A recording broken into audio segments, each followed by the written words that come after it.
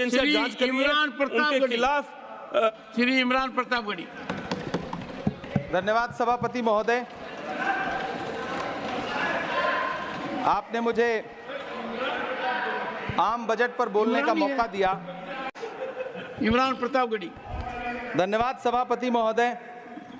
83 minute 71 बार थपथपाई गई मेज, 14,417 शब्दों का बजट भाषण और उस बजट में अपने लिए राहत तलाशती मिडिल क्लास की हैरतजदा आंखें।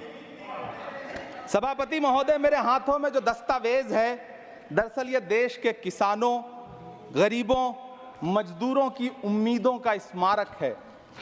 ऐसा लग रहा है जैसे वित्त मंत्री महोदया ने बजट नहीं तैयार किया है, बल्कि प्रधानमंत्री जी की मन की बात का संकलन तैयार किया है। टूटा हुआ लश्कर का भरम देख रहे हैं, टूटा हुआ लश्कर का भरम देख रहे हैं और जिल्ले इलाही के करम देख रहे हैं। ताकत का नशा अक्ल पे हावी है तुम्हारी, तुम देख न पाओगे जो हम देख रहे हैं। वित्त मंत्री महोदया ने इस बजट में महंगाई पर सिर्फ 10 शब्द बोला है। जिस देश में टमाटर 100 रुपए किलो बिक रहा हो, सभापति महोदय मेरा टाइम पॉज करें और बार बार इंटरप्ट करने को या तो मना करें। हाँ बोले, कृपया बोले। सभापति महोदय, वित्त मंत्री महोदया ने इस बजट में महंगाई पर सिर्फ 10 शब्द बोले हैं। जिस देश में टमाटर 100 रुपए किलो बिक रहा हो, उस देश की वित्त मंत्री के पास बजट में महंगाई पर बोलने के लिए सिर्फ 10 शब्द है। डीजल, पेट्रोल, आटा, चावल, दाल, सब्जी की महंगाई का तो कोई जिक्र ही नहीं। सावन चल रहा है तो प्याज और लहसुन का दाम पूछना तो शायद पाप होगा। मैंने तो यह भी सुना है कि वित्त मंत्री जी जो चीज खुद नहीं खाती हैं उसके दाम से उनका कोई लेना देना नहीं होता। लेकिन इस बार बजट पेश करने के लिए पार्लियामेंट आने से पहले वित्त मंत्री जी ने दही और चीनी खाई थी।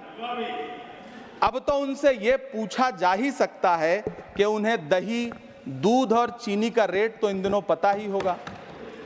क्या उसे सस्ता करवाएंगी या नहीं सस्ता करवाएंगी?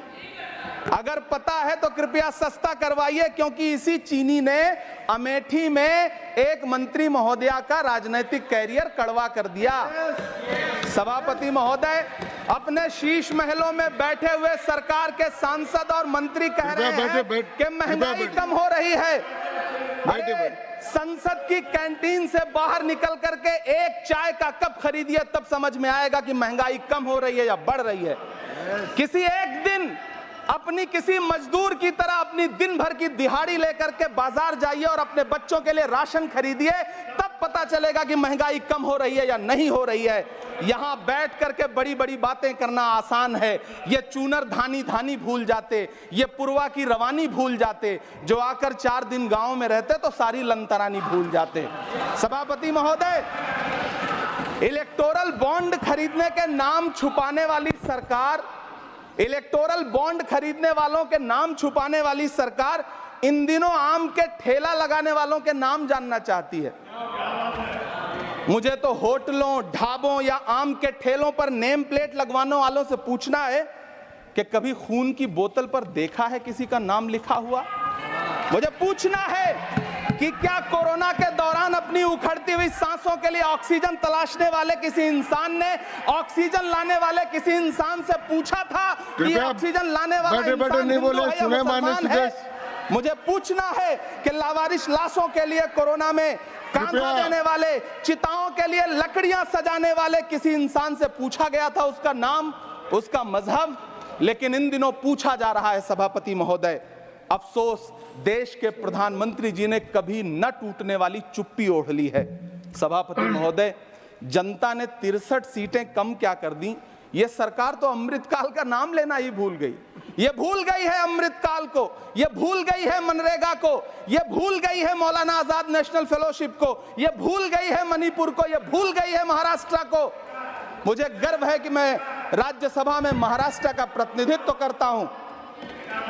महाराष्ट्र जो देश की आर्थिक राजधानी है, जो टोटल कॉर्पोरेट टैक्स का 40%, इनकम टैक्स का 32% और जीएसटी का 20% इस देश को देता है, उस महाराष्ट्र के लिए इस बजट में एक शब्द नहीं है। आप बैठ जाए। सभापति महोदय, आखिर महाराष्ट्र से किस बात का बदला लिया जा रहा है? महाराष्ट्र में लोकसभा चुनाव में बाबा साहब अंबेडकर के संविधान को बचाने के लिए वोट क्या कर दिया?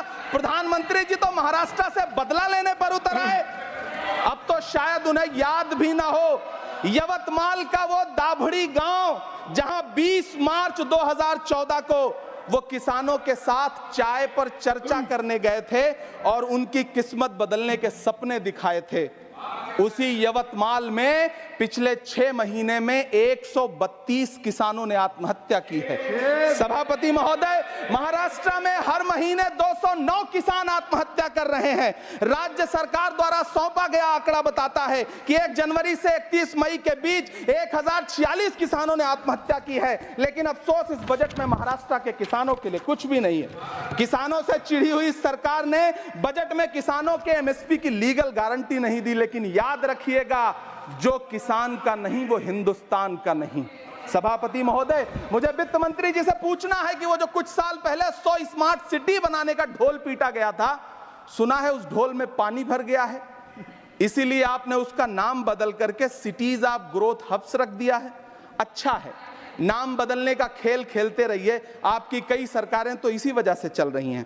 इस सरकार को पढ़े लिखे लोगों से दिक्कत है सभापति महोदय, इसीलिए इस सरकार ने यूजीसी का बजट 66% कम कर दिया है। वाह री सरकार। सभापति महोदय, मैं वित्त मंत्री जी के संज्ञान में लाना चाहता हूं कि किशनगंज में एएमयू सेंटर के पास 224 एकड़ जमीन है। यूपीए सरकार ने सोनिया गांधी जी की अगुवाई में 136 करोड़ रुपए एएमयू किशनगंज सेंटर के लिए सेक्शन किए थे। लेकिन आपकी सरकार ने पिछले 10 साल में उस 136 करोड़ में से सिर्फ 10 करोड़ रुपया रिलीज किया है।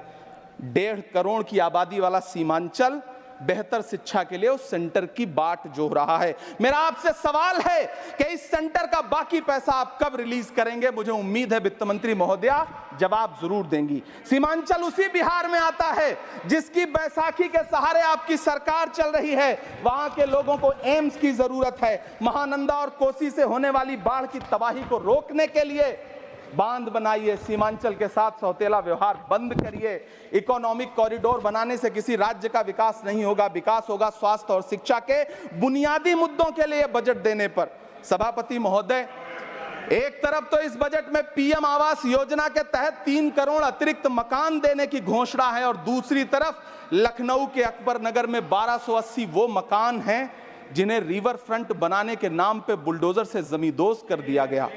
सभापति महोदय, लोग चीखते रहे, बच्चे बिलखते रहे, वसुधैव कुटुंबकम का नारा लगाने वाली सरकार इंसानों के घरौंदे उजाड़ कर जश्न मना रही है। सभापति महोदय, मेरा बहुत भावुकता के साथ देश के प्रधानमंत्री से सवाल है कि इन उजड़ते हुए मकानों और बेघर होते हुए घरों को देख करके आपको नींद कैसे आती है, आप सो कैसे पाते हैं? मेरा सवाल है इस देश के प्रधानमंत्री से, या तो लोगों के घरौंदे उजाड़ना बंद करिए या फिर करोड़ों मकान बनाने की झूठी घोषणाएं करना बंद करिए। यह बजट झूठ का पुलिंदा है। यह बजट आपके पिछले साल के बजट का कट कॉपी पेस्ट है। यह बजट हमारे चुनावी घोषणा पत्र की नकल करने की एक बेईमान कोशिश है। लेकिन कहावत है ना कि नकल के लिए भी अकल चाहिए। मेरे हाथ में एक तरफ न्याय पत्र है जो हमारा है और दूसरी तरफ अन्याय पत्र है जो आपका है। इस सरकार को आलोचना सुनने की आदत नहीं है सभापति महोदय। जब आप इनसे सवाल पूछिए तो ये कहते हैं कि आप बताइए 70 साल में आपने क्या किया है। मैं तो इस सदन में कहना चाहता हूं सभापति महोदय कि हमसे 70 साल का हिसाब मांगने वालों, जो सरकार अपना चलाया हुआ 2000 का नोट 7 साल नहीं चला सकी, वो हमसे 70 साल का हिसाब मांगती है। सभापति महोदय, मैं अंत में आपसे यह कहना चाहता हूं, यह बजट बैसाखी पर टिकी हुई सरकार का कुर्सी बचाओ बजट है। इस बजट में राज्यों के साथ, किसानों के साथ, नौजवानों के साथ, महिलाओं के साथ, देश के मिडिल क्लास के साथ अन्याय किया गया है और इस अन्याय का खामियाजा आपको महाराष्ट्र, हरियाणा और झारखंड के चुनाव में भुगतना पड़ेगा। सभापति महोदय, इस सरकार ने नोटबंदी लगाकर देश की आम जनता की पूंजी कृपया छीन ली। बैठे बैठे नहीं बोले, गब्बर सिंह कृपया। टैक्स लगा करके छोटे व्यापारियों के कारोबार छीन लिए, पेपर लीक करवा करके युवाओं की आंखों से नौकरी के सपने छीन लिए, अग्निवीर लाकर देश के जवानों की उम्मीदें छीन ली, बुलडोजर लगाकर लोगों के आशियाने छीन लिए, महंगाई लाकर देश की जनता की थाली से निवाले छीन लिए और नारा लगाया कि हम तो सेवक हैं, 18-18 घंटे काम करते हैं। इन्हीं लोगों के लिए किसी ने शेर कहा है कि जो सच और झूठ में दूरी है वो दूरी समझते हैं, सियासी हाकिमों की हम भी मजबूरी समझते हैं, वो अपना हक समझते हैं निवाला छीन लेने को, डकैती को बहुत से लोग मजदूरी समझते हैं। हमें पता है कि कैसी मजदूरी की जा रही है। सभापति महोदय, मैं यहाँ खड़ा होकर के अंत में आपसे कहना चाहता हूँ कि इस बजट में तमाम राज्यों के साथ अन्याय किया गया है, इस बजट में युवाओं के साथ अन्याय किया गया है, महिलाओं के साथ अन्याय किया गया है और खास तौर से महाराष्ट्र के लिए कुछ नहीं रखा गया है। महाराष्ट्र बाढ़ से जूझ रहा है, पानी बरसने से वहां 1500 से ज्यादा लोग मारे गए हैं। उस शहर को, उस राज्य को 4000 करोड़ के पैकेज की जरूरत है ताकि जो फसलें बर्बाद हुई हैं लोगों को राहत दी जा सकी। लेकिन अफसोस इस बजट में महाराष्ट्र के लिए ऐसा कुछ भी नहीं है। मैं आखिर में यह कहना चाहता हूं कि पिछले 7 दिन से इस बजट का बड़ा ढिंढोरा पीटा जा रहा है, इसे महान बताया जा रहा है, लेकिन कौन महान बता रहा है? सत्ता पक्ष के लोग, उन्हें तो बताना ही है, क्योंकि मैं अवध क्षेत्र से आता हूं, प्रतापगढ़ से, नीरज भाई भी अवध और पूर्वांचल से आते हैं। वहां एक कहावत है कि बिटिया की तारीफ किसने की? बिटिया की महतारी ने, यानी कि बेटी की प्रशंसा किसने की? मां ने। तो इस बजट की तारीफ सत्ता पक्ष करे तो करेगा ही, लेकिन विपक्ष के एक भी सांसद से आप पूछिए कि क्या उसके राज्य को कुछ मिला है, तो वो ये कहेगा कि नहीं, कुछ भी नहीं मिला है। बहुत बहुत धन्यवाद सभापति महोदय, मुझे आम बजट पर अपनी राय रखने के लिए। धन्यवाद।